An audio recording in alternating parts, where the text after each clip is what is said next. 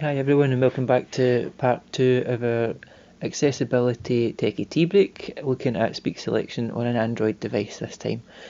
So it works slightly differently from the way it did on the Apple device, but it will still do the same thing. It will read back to you whichever text that you select on your screen.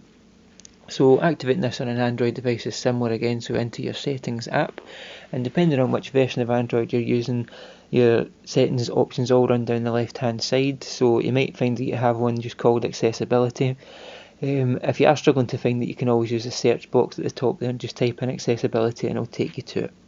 On this version of Android it comes under smart assistance, so we're going to click on that and then accessibility, and the feature that we want is called select to speak, so we just click in there. So now the thing to notice is if you look down at the bottom of the screen, you'll see the back arrow, the home button and the overview button, which is a triangle, the circle and the square.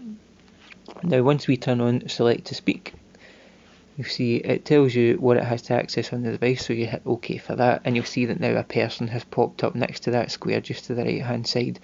So where it differs from Apple, Apple you highlighted the text and then you selected speak. On Android you click the person to activate select to speak and then you highlight what you want it to read back to you. So I'll just show you how that works now. So back to our home screen, into our Notepad.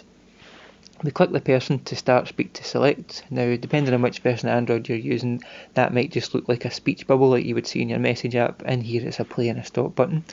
So with that button pressed, we then highlight the area on the screen we want it to read. Inverclyde libraries are brilliant. And you'll see that the device will just read that back to you and it will disappear once it's done that. Now if you just click that person without anything highlighted, the device will read everything back to you that's on the screen, so that can sometimes be handy too, depending on what you need it for.